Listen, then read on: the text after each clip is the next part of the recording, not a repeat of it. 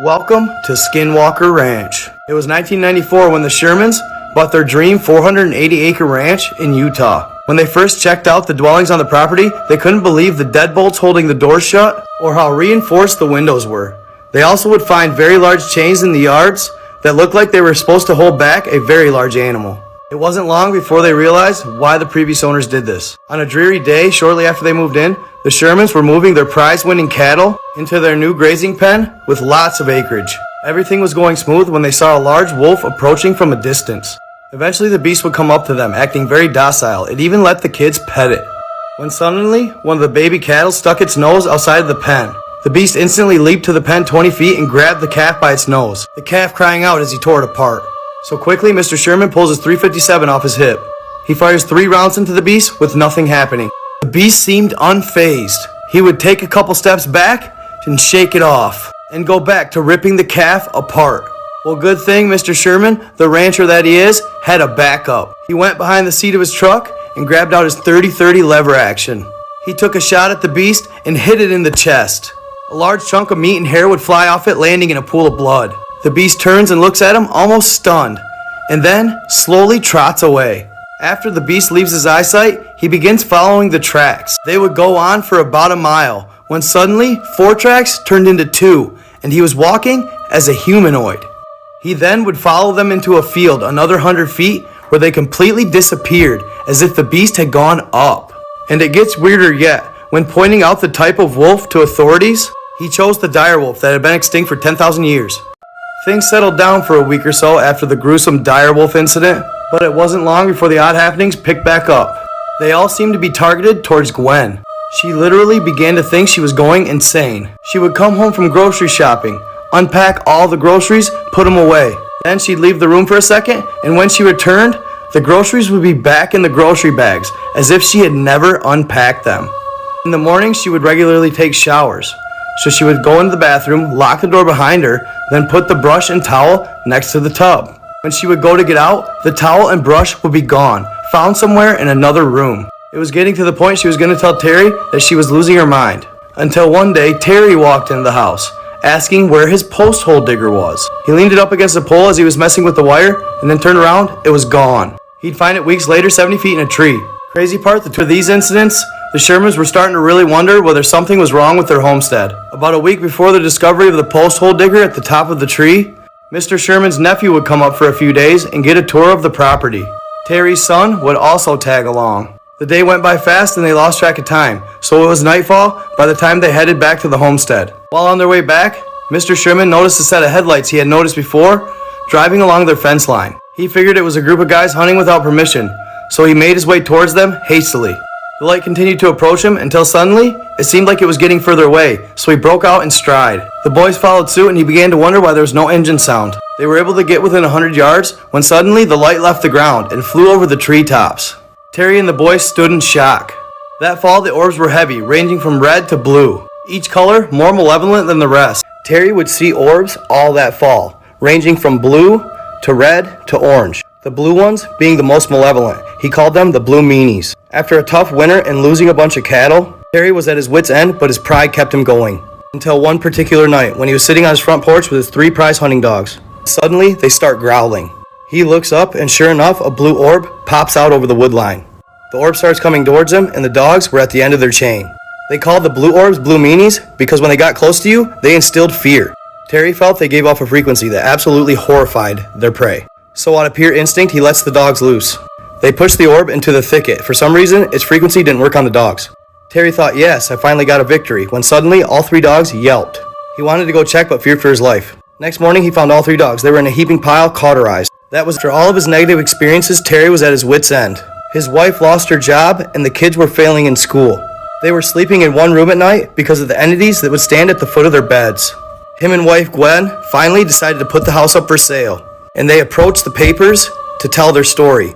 They would receive much criticism from the townsfolk, but Terry's story would end up going nationwide. And it just so happens the article caught the eye of billionaire Robert Bigelow. Bigelow was a businessman who had a fascination with the paranormal. So he started an institute called NIDS, National Institute for Discovery Science. He saw Skinwalker Ranch as a perfect opportunity for his studies. So he would purchase the ranch for $200,000 from the Shermans. The only stipulation would be that they hire Mr. Sherman to run the ranch, because he wanted to see what they come up with.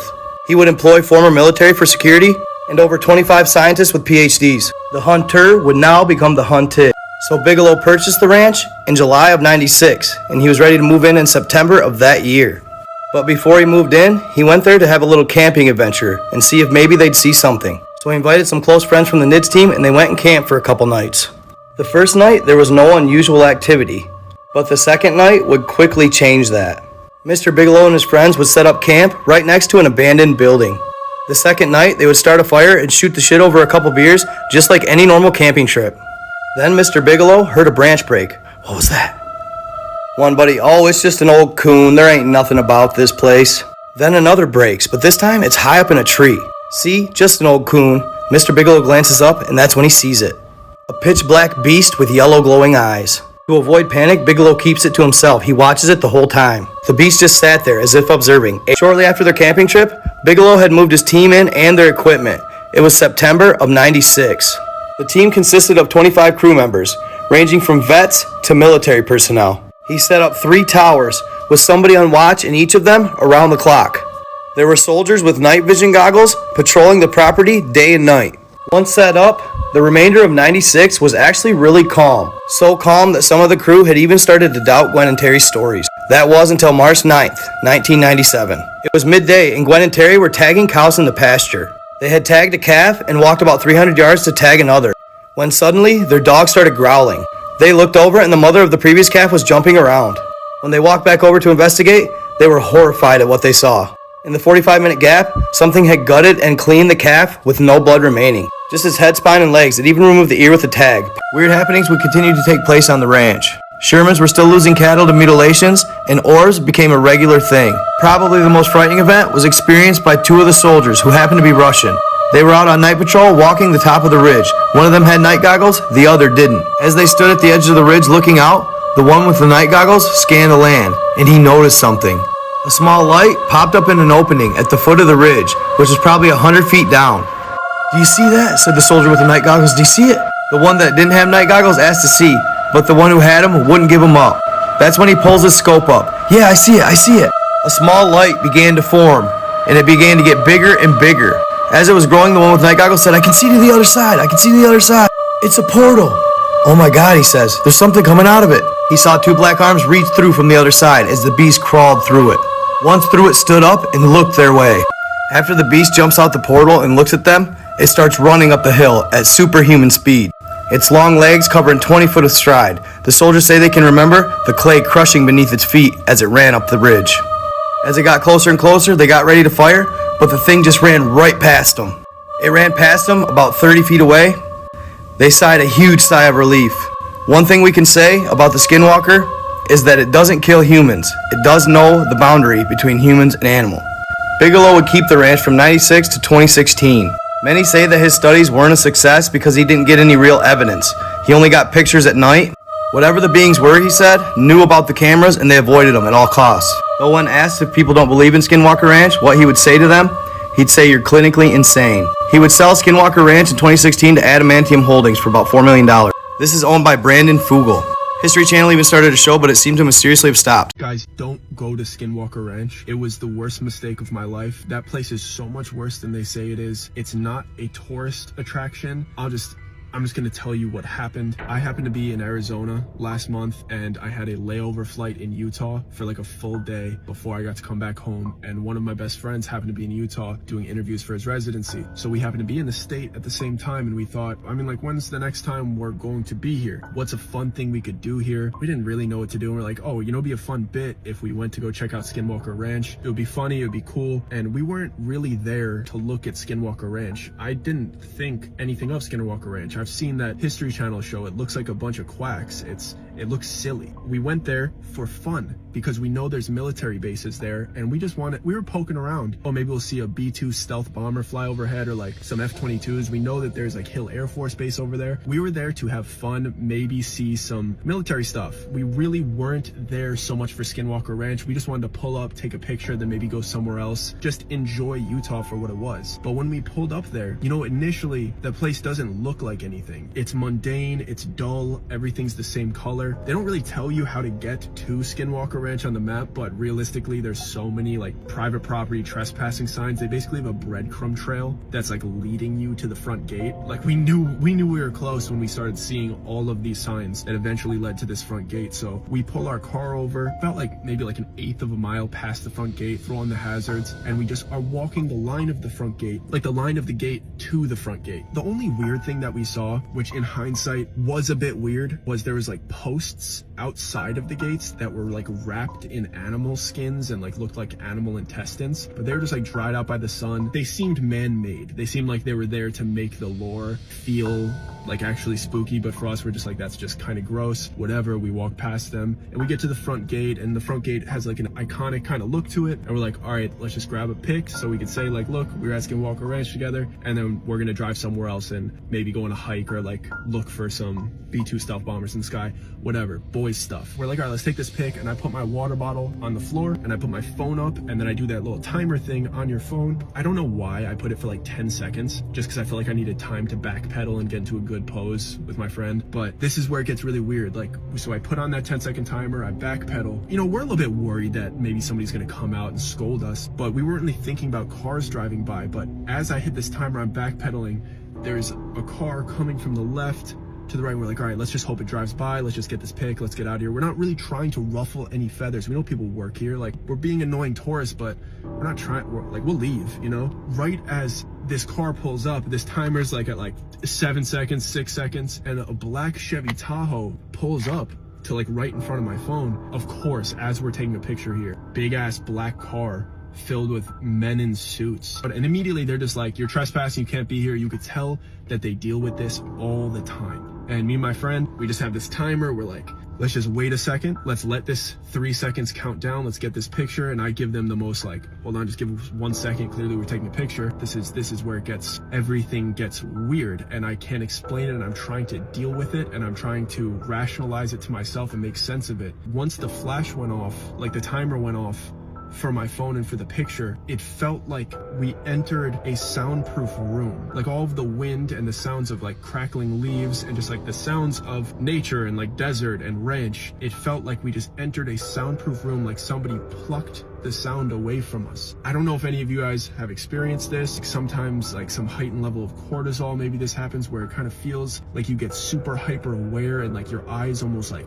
crank up a little bit, like the saturation cranked up a little bit and the vibrance. It just, everything seemed like it got a little bit more color and a little bit sharper, and it really freaked me out that I couldn't hear, and all my vision seemed to be tweaked a little bit. I didn't know if I was the only one feeling it. I didn't know if I was having an anxiety attack or a panic attack. And I look at my friend Sam, and I could see that he's in shock too, like he's feeling it too. And then he's looking at the other guys, and then I look at the dudes that had just pulled up, and they're feeling it too. They're looking at us like, what is happening right now? What is going on? So before it was like a shoo, get off our property thing, like you annoying tourists, and now we're sitting in a situation where we're looking at these guys and they're looking at us like, are you feeling this the same way we're feeling this? And then I see their eyes shoot over to the gate, and Sam nudges me, and I turn. Everything is still just so heightened and so weird, and I look inside of this gate onto the ranch, and there's this like glowing blue orb. That's the only way I could explain it. There's just this glowing blue orb, and it doesn't have any imperfections, and it's just, you can't tell what part is the front and the back, and it's just floating about eye level inside of the gate. It had no indications of what was the front of the back, but I could almost tell by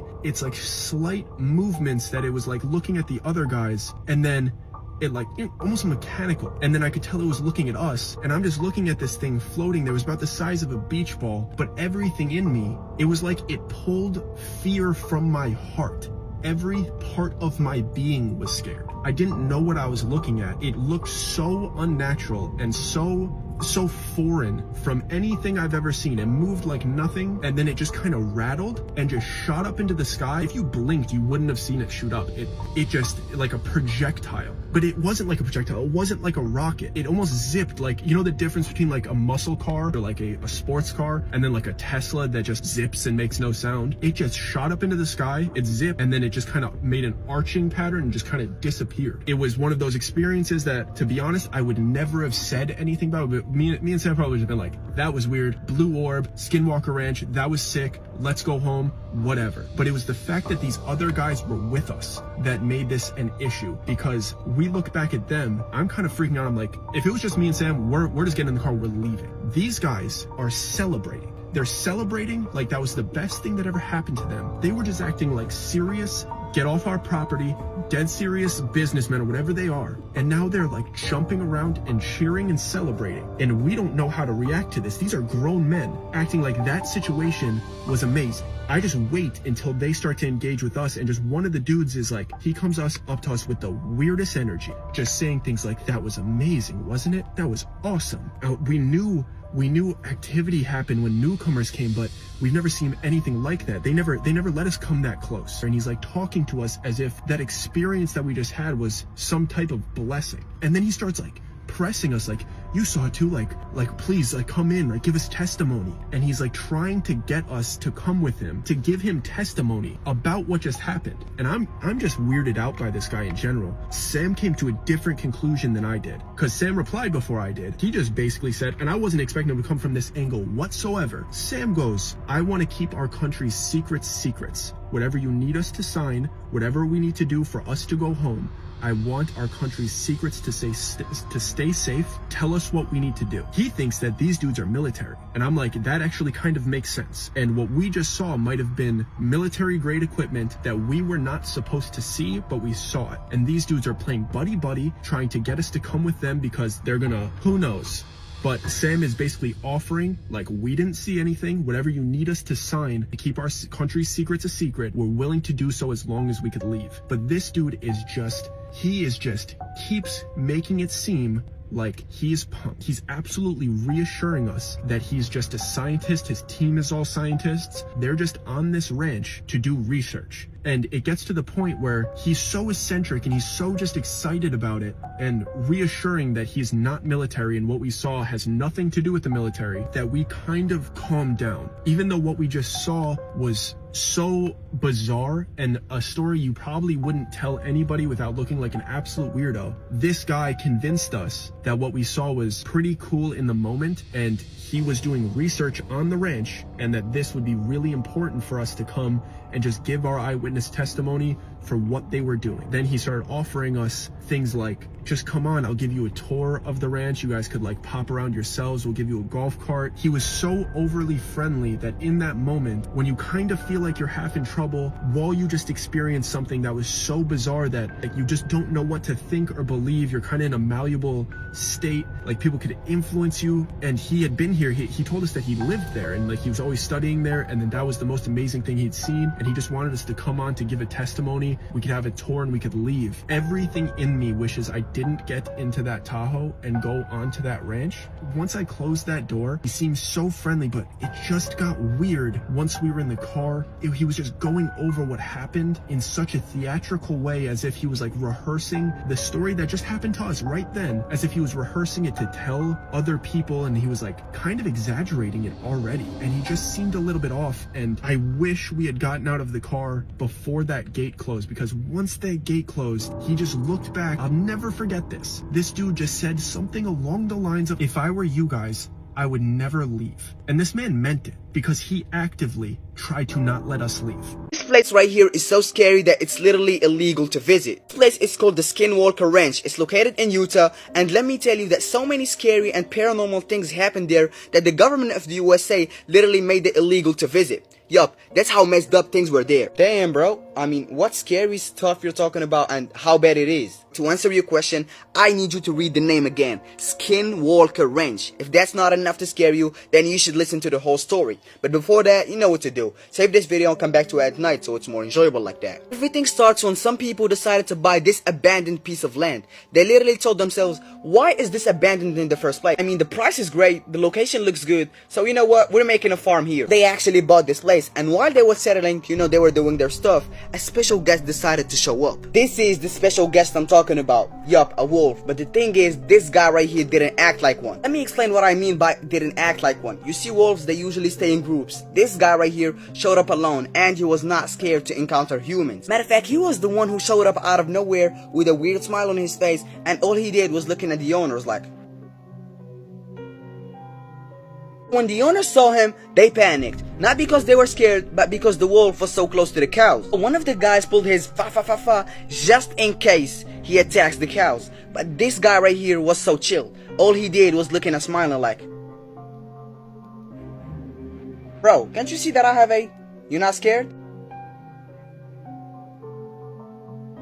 Surprise, out of nowhere, this wolf right here attacked a cow. The drink that the wolf had was unbelievable. He literally dragged the whole cow. The guy who had the wolf 5 times, and he didn't miss a single one. Not because he's American, it's because he was close. Wolf got hit 5 times by... But you see, the thing is, he didn't even react. And wolves don't talk, but by his face, you can tell that he was like, bro, is that all you got? I mean, you can add another one if you want to. And for your cow, I don't want it anymore. You can keep it. That's it, I'm out. The owners were simply in disbelief. This thing right here didn't even flinch. 5 bullets did absolutely nothing. And this is where they understood that this guy right here is not a wolf. This is a...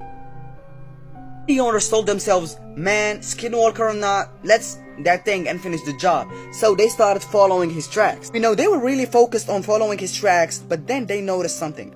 Why it's getting bigger? Just before disappearing, this is what he left. Felt like this thing transformed into a tall thing with animal features. After all what happened, the owners were like, okay, we got scared, that was scary, but we're not leaving this place. Literally paid for this land so we can build a successful business together.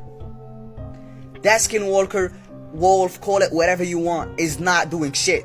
Right? False. All the cows took a maternal nap after a short period of time. Weird silhouettes started appearing, even more weird silhouettes started appearing, and yeah, for the dogs that the owner had, they literally vanished. This is where the owners were like, okay bro, enough it's enough, and they ended up by accepting an offer that a company proposed. So yeah, the owners decided to sell this place to the National Institute for Discovery Science. This is exactly why you cannot enter the Skinwalker Ranch now. Hey bro, I mean maybe they bought this land for something else. You don't to that, nothing proves that this story right here is true. Native Americans actually used to live around this place, and even they said that this place right here is cursed. Said that you should not approach it because there is a weird energy around it. They're not capping because they even encountered the Skinwalker before. The Secret of Skinwalker Ranch. This show was absolutely crazy, and this been a long overdue review because I've been supposed to talk about it. Now let's talk about it. So this is a reality series basically about a team of investigators located at Skinwalker Ranch in Utah. Now, if you're not familiar with what a Skinwalker is or what Skinwalker Ranch is, I will tell y'all really soon. So basically, the name comes from a shape-shifting witch from the Navajo legend. And at this specific area, a lot of weird, creepy, unnormal things take place. Like, there's been hundreds of thousands of phenomena. I'm talking about like UFO sightings, people going outside seeing that their cows are literally mutilated in ways that no other human can do unless they had types of surgical equipment. No other animal could have mutilated these other animals like so. So this ranch is about like 500 acres. So like I said, this really wealthy guy bought the ranch and decided to basically do, figure things out and do experiments. So they're on this ranch doing all type of different experiments, trying to figure out what's going on, the explanations of the, unusual things that's been taking place over the years, and they're just trying to find answers. Now, I remember watching this show with my uncle vividly. In one specific episode that really stuck with me that I will never forget was they told them to never ever dig on the property, to never disturb the earth on this property. And one of the guys, which was the superintendent, began digging rows on the ranch, and he ended up with this very mysterious life-threatening bump on his head. Like, just woke up one day and this huge bump was on his head. Like, it grew very rapidly through his scalp separating his skull. Doctors honestly didn't even know what to tell him. Like, they didn't never see anything like it. It was very unusual. They did not know what it was. Their only theory was maybe because of the radiation. That's the only thing they could really tell him it's probably from the radiation. They didn't know what it was. And like I said, they told them to never dig or disturb the grounds that they're on. And soon as he did that, this happened. But they did all type of experiments and just, different investigations on trying to figure out what's going on. But like I said, this place has been known to have so many different UFO sightings and unusual things to take place. This show was really good. I know it used to be on Netflix and HBO, but if y'all ever, I see a lot of people say they like stuff about the Appalachian and, stuff about Skinwalker. They're honestly not even supposed to talk about this, so pray for me. But yeah, this show was really crazy. Me and my uncle used to watch it all the time. I believe there was another show that was very similar to this. But let me know what y'all think in the comments and if y'all ever used to watch this. People who come out to Skinwalker Ranch, when they leave and they go home, things follow them. There's something called the hitchhiker effect. Strange things follow them home. In some cases, terrorize their family, creating all sorts of difficulty. Crazy. And that's another side of the story. I mean, people ask, well, is there some malevolence to this? Is there a negativity? And there is. But in closing, I gather that the reason you sold the Skinwalker Ranch ultimately was that people were having these hitchhiker effects, that they were being troubled by poltergeist activity and creatures that would appear in their backyards, and you felt helpless. You didn't know how you could protect these people. Yeah. I think there were several reasons. That was the biggest one, that I had no way really knowing how much things were going to get carried away, and which we later had to prepare for separately, and happened. But so harm coming to people was number one. Number two, we were going full bore in the aerospace company, and by 2017, that was before COVID and before my wife's passing, and she passed in February of 2020, and so I was her caretaker in 2019, 18, and 17, 16. She didn't want nurses around, so I was her caretaker. The aerospace was a big part of that, and we just kind of, I guess, maybe outgrowing it isn't quite the right word, because how can you ever outgrow something so phenomenal? I think it is, we weren't too sure what else we should do with it. And we kept having these demonstrations and so forth, but we didn't particularly want to respond to, you want to come over to our side? So, well, no, wait a second. What does that entail? We're not sure about that. No, Right. no, all in good time. You mean you felt like there was an invitation? Well, we didn't want it to get to that point. How much do you try to communicate, and then things are set up more and more and more and more suggestive and so on. You don't want what could happen or anything like that. So, and because a lot of things that we were doing shouldn't have succeeded. So we had some kind of a rapport going on, right? So we were getting to know you, right? Getting to know all about you. Yeah. So we weren't in the dating frame of mind yet. We were just trying to understand the who and the parameters, and we have nothing to do with control. We have nothing to do with stopping you from anything, or we try to be as much in harmony as we can. And my philosophy for the other side is, I think, really boils down to two things. Stop asking what they can do for me. I want to know, what can I do for the other side? That's number one. Is there something or some things I can do for the other side that's meaningful? And the second is,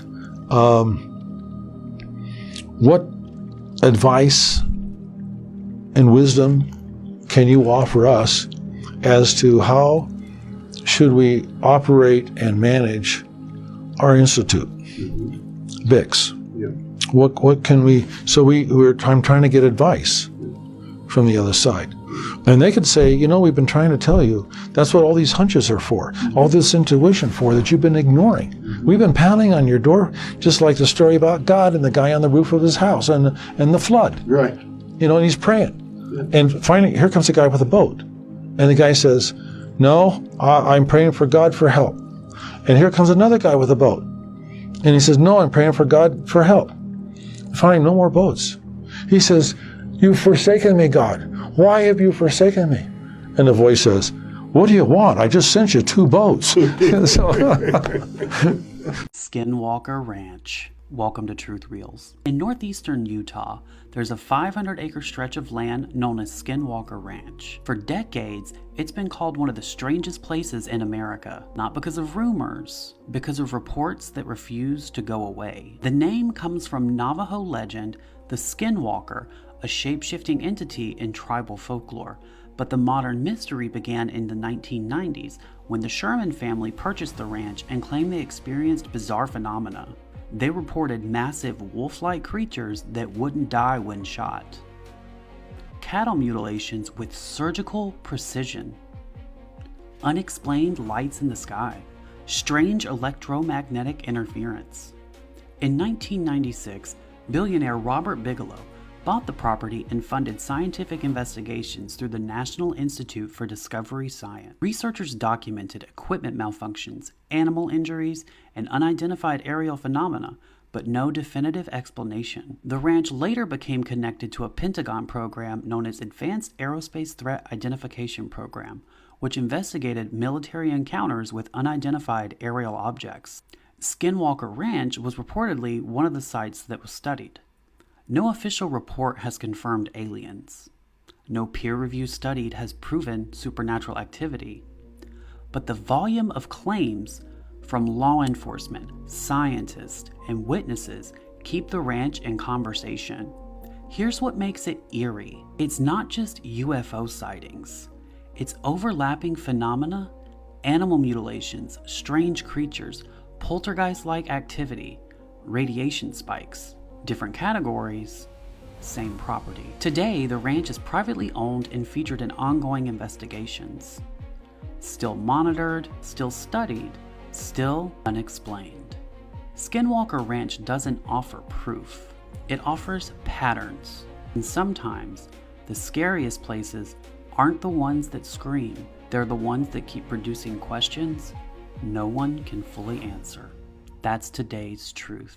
So y'all are just not going to talk about the little kid who disappeared within like 50 miles of Skinwalker Ranch? Well, I'll be happy to take the reins on that one because you know how I feel about unsolved mysteries. 12-year-old Garrett Bardsley disappeared in the Uintah Mountains August 20th, 2004. Garrett and his father Kevin woke up around 8 a.m. on a Boy Scout camping trip. There were a total of 18 scouts and 6 or 7 adults along on the trip. They headed to a lake for some fishing, and Garrett managed to soak his shoes, socks, and pants. Understandably, Garrett didn't want to wear wet clothes, so he told his father he was going to go back to camp to change. The rest of the Boy Scouts were up a hill only 150 to 250 feet away. Kevin knew Garrett knew where he was, so he allowed his son to walk alone, but kept an eye on him as he went around the lake, even shouting directions of which path Garrett should take. After 20 minutes, Kevin was wondering what was taking his son so long, so he went back to the camp and asked other boys if they had seen Garrett, and nobody had. A huge search of the area with hundreds of official and unofficial searchers started, but they only found a Nike sock belonging to Garrett. The sock was damp and crumpled up like Garrett had taken it off like he was going to get changed, which was in line with what his father said. The campsite was less than a quarter mile away from the lake on a well-established path. Garrett did not have a backpack or any other provisions when he went missing, but he was carrying a short ice fishing pole, which was never located. Hundreds and hundreds of searchers looked for Garrett, even on horseback and using dogs, but no other trace of him could be found. Garrett's sock was half a mile away from where he disappeared in a granite boulder field. Authorities working this case believe that Garrett went into the boulder field trying to find shelter from the cold weather. Because of the mountainous terrain, the temperature dropped to around 18 degrees the night Garrett vanished. Police and Garrett's family do not believe that an abduction took place because there was no evidence of such. And at one point they said they don't believe Garrett made it past the first 48 hours that he was out in the wilderness. The official search for Garrett was called off after 9 days, but family and other volunteers continued to look for him. A 3-mile radius into the mountains was searched from the last place Garrett was seen, but no other evidence was ever found. What is strange about this case is authorities and Garrett's family pretty much wrote off a mountain lion attack and a bear attack. They said there was absolutely no evidence, no trace of blood, no clothing, nothing of Garrett's to be found. Yet they also said an abduction was unlikely. And Garrett was not the only person to disappear in this area over the years. What do you think happened to him?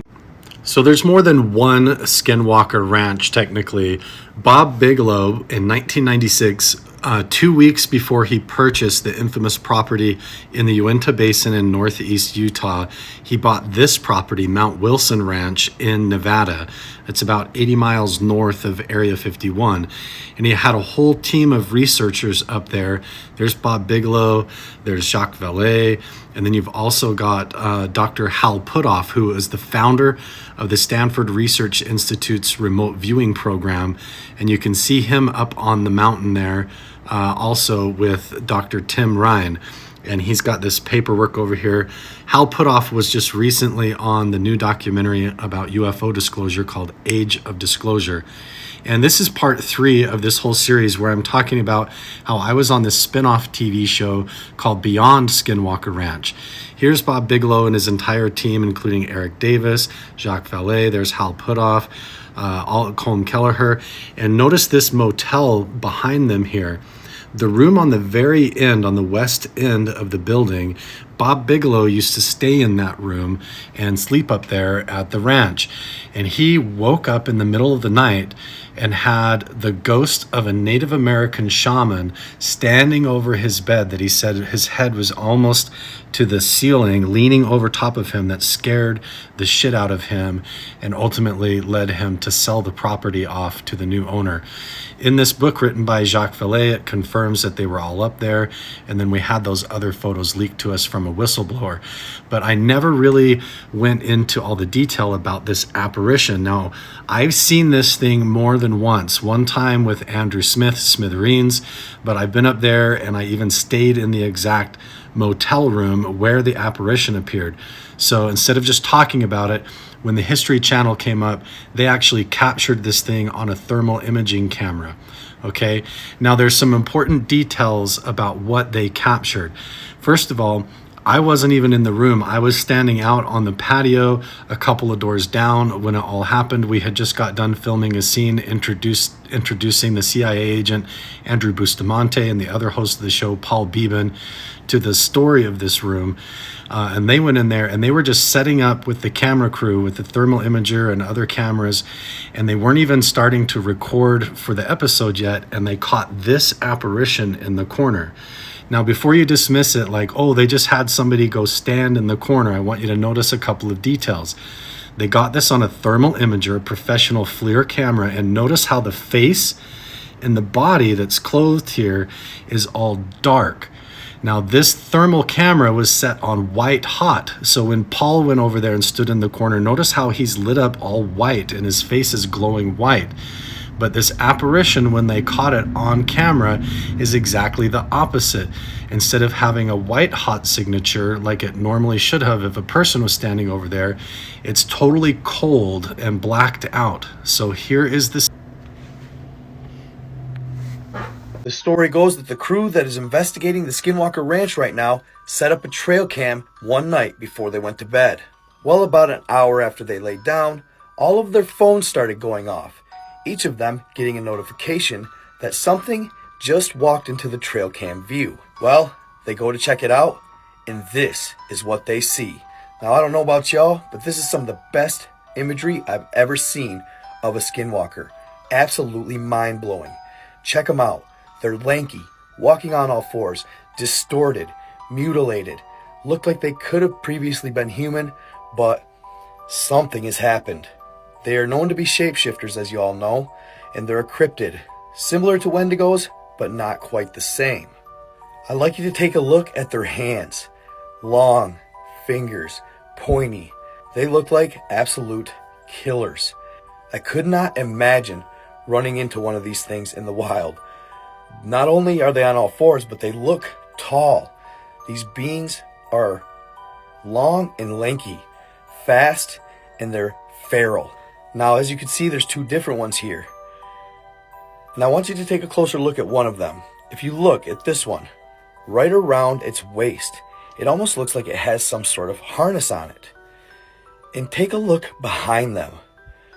Is it just me, or are there actual other beings behind them, almost acting as if they're the handler of these skinwalkers, if they're the ones in charge of them, or they use them as hunters, or whatever it may be, who knows? But if you look closely, I'll zoom in on a pic, you can see there is absolutely some sort of entity behind them. Whether it's a shapeshifter or what, I have no idea, but it is the freakiest stuff I've ever seen. I mean, could you imagine walking through the woods, getting ready to go hunting, and running into one of these things, hearing it screech and scream at you, and then hunt you down like an animal? Absolutely terrifying. Do not go in the woods without a gun. These things are out here, fam. Why are those things hanging from the fence line? And the security at the time looked at me with a straight face and said, look, the Native American neighbors that surround this property place these animal bladders on the fence line and bless them to keep the demonic spirits and entities inside this property and off of their property. The tribal leaders in the Uintah Basin and surrounding the property had been telling their people not to even look the way of the ranch, that they were told, don't even look the way of the property, or else you may have demonic forces, entities that would follow you. In the heart of Utah lies a place full of mysteries. It's called the Skinwalker Ranch. For decades, this land has been a hotbed for unexplained phenomena, UFO sightings, eerie lights, and otherworldly creatures. From shape-shifting creatures, shape-shifting creatures, leaving everyone terrified and questioning reality. And yes, scientists and paranormal investigators have also ventured to this place to get answers, but they couldn't explain or find out why these phenomena are happening. Skinwalker Ranch is a very crazy place, where reality is blurred and the unknown lurks in the shadows. The more we learn about Skinwalker Ranch, the less we seem to understand. Whether it's a tear in the fabric of our dimension or an ancient intelligence that's been here long before us, one thing is clear. Once you look into the basin starts looking back at you. But what do you think? Is the hitchhiker effect proof of something supernatural? Or is there a scientific explanation for the madness in the Uintah Basin? I want to hear your theories in the comments, especially if you've had an encounter you can't explain. If these stories kept you on the edge of your seat, hit that like button and subscribe to join our community of truth seekers. We're diving deeper into the world's most classified mysteries every single week, and you don't want to miss what we've found hidden in the shadows of the next location. And if you're not ready to sleep just yet, click the video on your screen right now to explore the Skinwalkers. Watch your back, and thanks for watching.